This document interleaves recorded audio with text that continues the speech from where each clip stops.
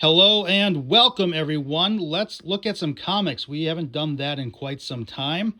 And I was just at the Chicago Mini Con at the Embassy Suites in Rosemont, Illinois. That convention was a one-day show that took place August 9th.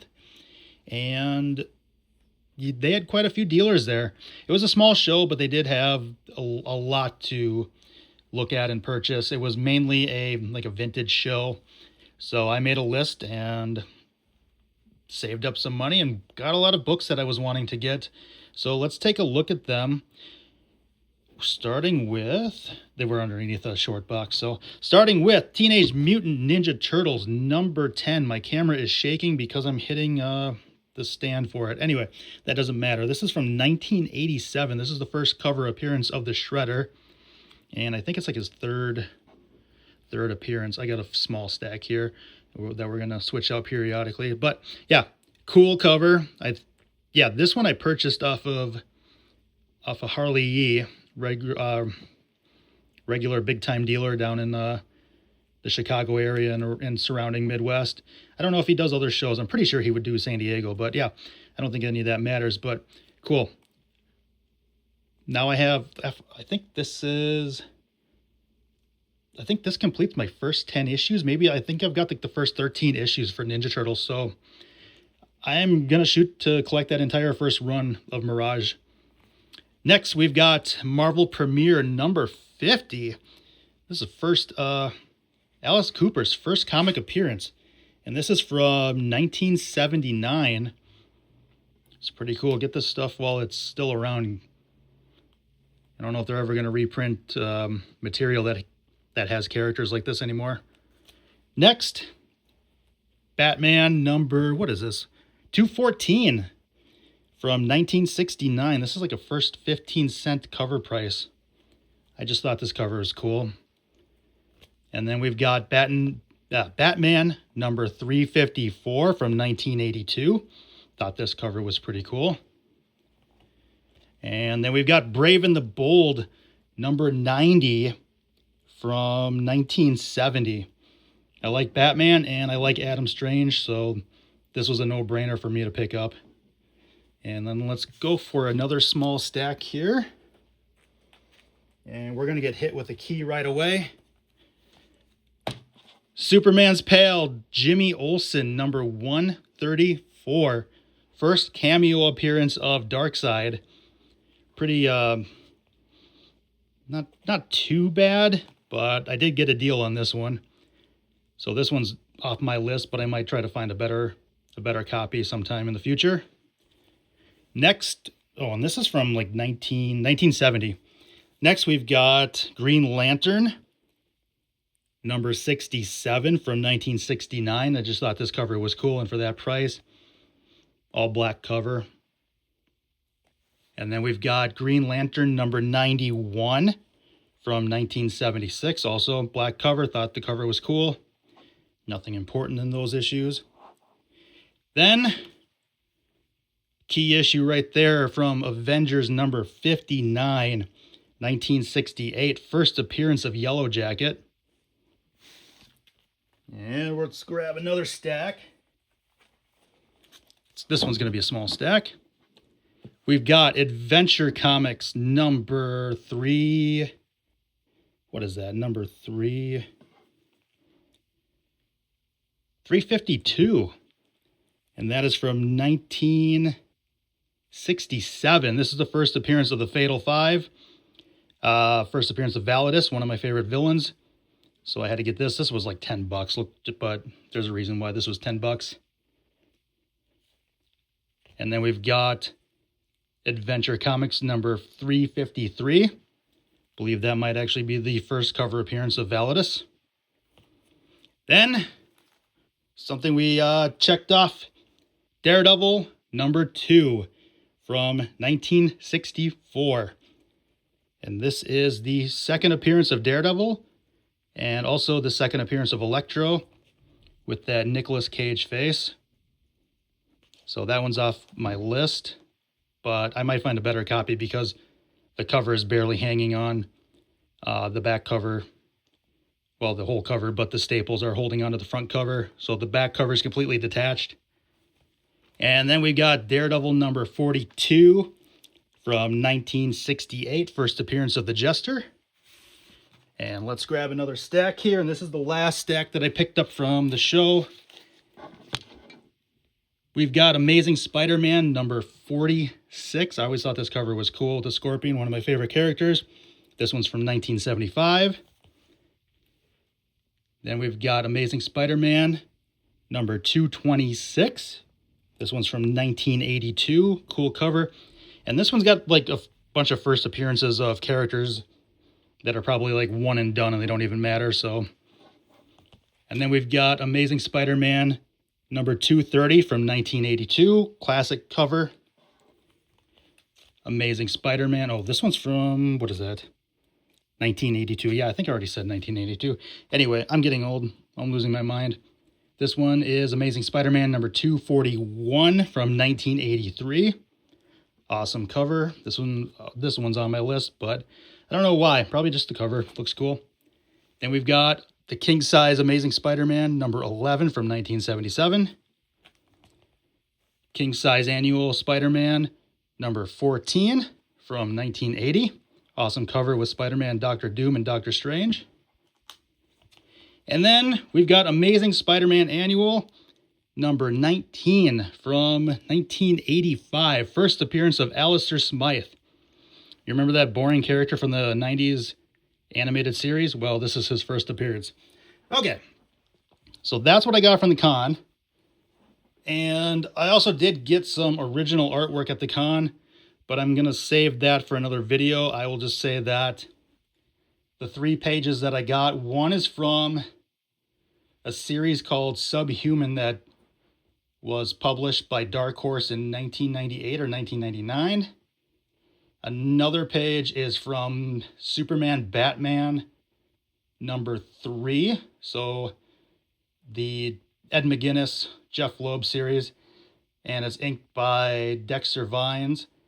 And Batman's pretty heavy in those pages. So yeah, that's probably the most expensive page I've purchased. But the inks on that thing are beautiful. They're like, the blacks are solid. Also, the last page, I just had to get it. It was a page from Cracked Magazine. Just beautiful. Anyway, so next, I'm going to show off a stack because on our way home the next day, my buddy and I, we stopped at a comic book store in Rockford, Illinois that's been around for 50 years. And we were kind of excited to go there. It's always been on our like comic bucket list to stop at this store after seeing a couple videos online. But yeah, it was definitely an experience. I don't know if I would safely recommend that store to anybody. We did pick up quite a few comics. What can I say? I don't want to speak negatively of the store, but I definitely like the aesthetics of the store. I think he said he was in the middle of like a remodel or definitely reorganizing stuff. The one-person show. It's the only person. The guy's the only person that's run the store in the 50 years. But I must have misunderstood or misheard how the pricing worked in that store, because once we got to the register, he proceeded to check the Overstreet price guide to price the comics, and at that point I had a pretty big stack and I was like rethinking what my purchases were. I should probably just show you guys what I was going through. I'm just gonna rifle off those things. So let's grab that stack. I got 61 books. All right, so my cat just sneezed. It was kind of cute. Anyway, but for the price that I paid on these, a lot of them have damage just because they are not, or they were not bagged or boarded. Some of them are pretty good. So I'm going to go through and see which ones are the best that I'm going to integrate into my collection there. Definitely is a lot of these I was hoping, they were going to be in like mint condition or near mint condition. Very fine. I'm starting to be a little lenient on some of the condition on some of these, because like the 90s Daredevil is just a pain in the butt to try to find, and especially in like mint condition. So, but yeah, like I said, I was trying to like reevaluate my purchases, and I had to put some back because it just got to be a little too much. And like once the,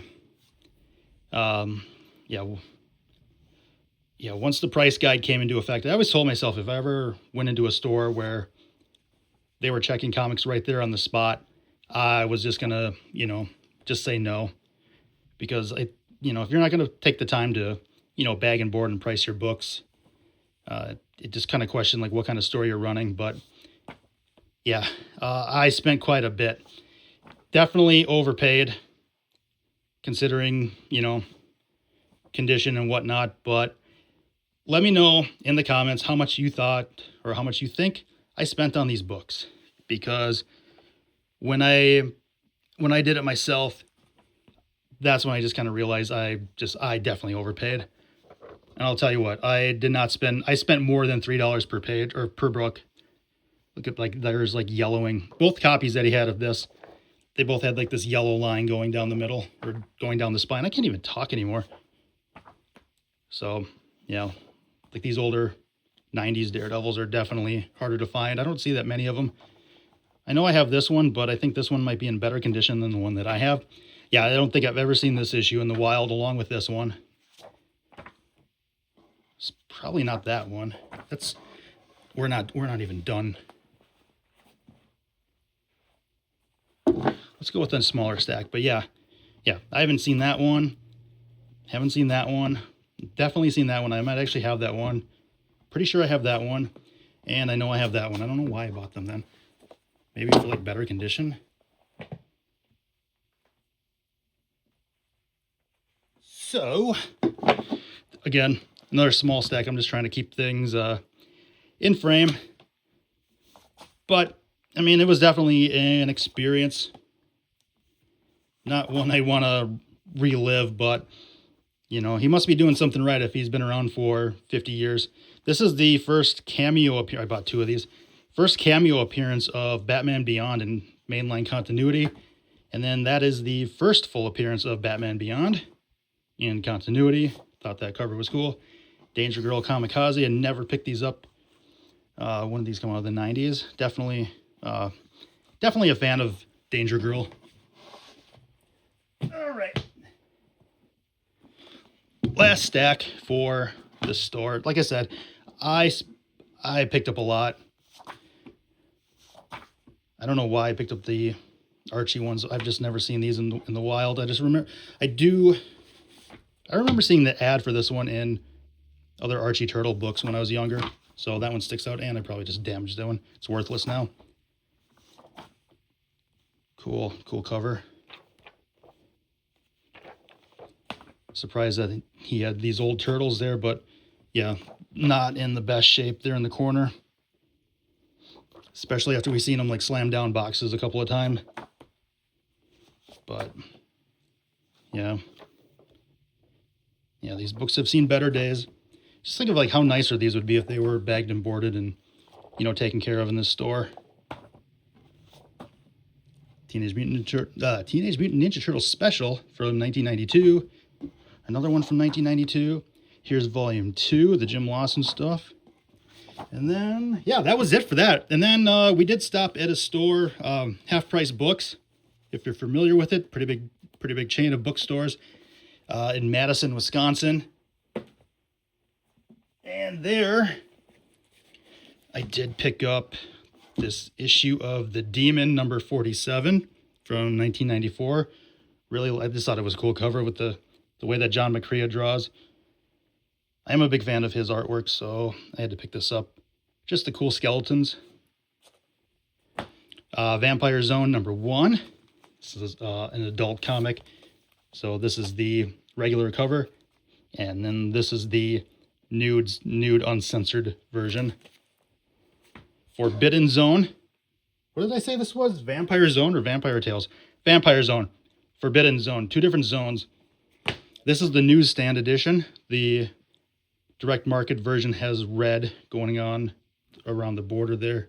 And this is done by the guy that did the painted covers for Marvel Zombies. Definitely overpriced, 20 bucks for that.